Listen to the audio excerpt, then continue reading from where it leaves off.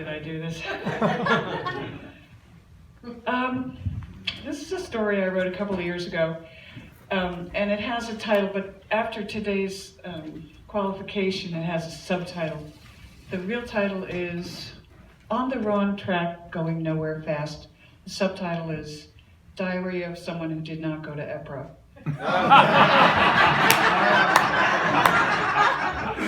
A lot of you have heard me share how much I hated working, so here's the dirt, right here. Work is a 4-letter word. Jobs have been the curse of my life. I have always felt like Woody Allen on the opening scene of Stardust Memories, stuck on the wrong train with the wrong people on the wrong track, going nowhere fast, while the train across the platform was leaving the station full of beautiful party people having a blast. Other people seem to have found jobs they didn't detest, but I just couldn't. Over the past 50 years, I have paid numerous career counselors and taken numerous vocational aptitude tests to no avail. According to them, I would make an excellent forest ranger or golf pro, even though I'm not anywhere near a forest or a golf course. I've read all the self-help books too, What Color Is Your Parachute, Zen and the Art of Making a Living, and Why Not Do What You Love. I knew what I liked to do, and I knew how to make money, but the alchemy between the two have always been very elusive. I felt defeated early on, not able to make a living in music or sports. By the time I was 23, the only driving ambition I had was to retire at an early age.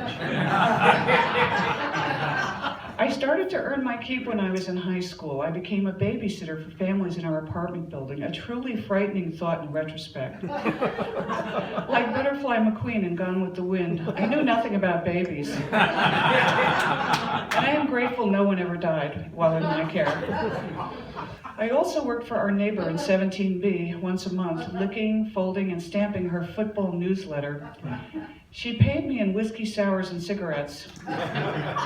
Mercifully, I did not realize that would be one of the better jobs I would ever have.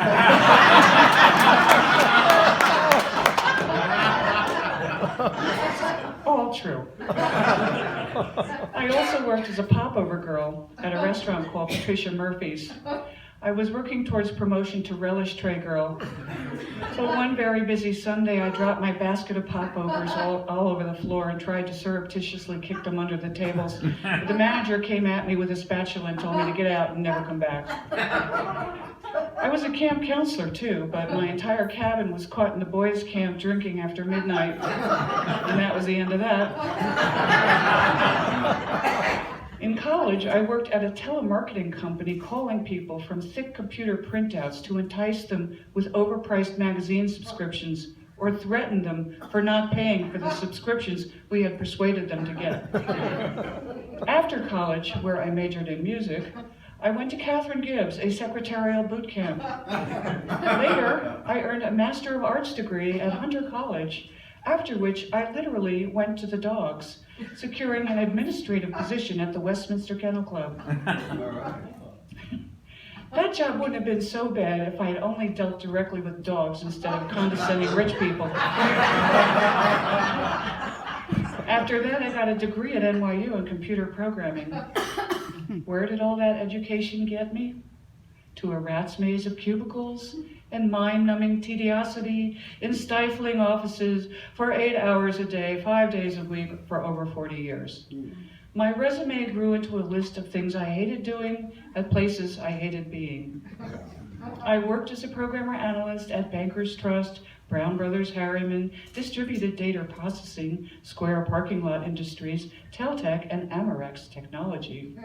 My last corporate job was at Equitable Life Insurance, where I joked, take away the E and it's quittable. But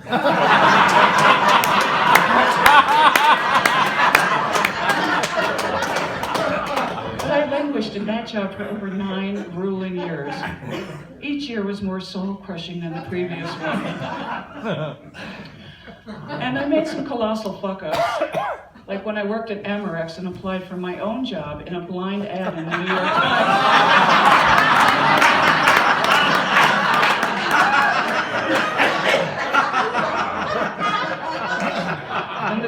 mistakenly wiped out a hard drive at Teltec. Oops.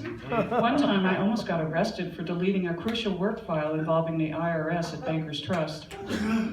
Passive-aggressive much? Erasing, obliterating, expunging, deleting. It all reflected how I felt about spending my time at work. I broke away from the corporate bondage in 1997 when I became a graphic design production artist.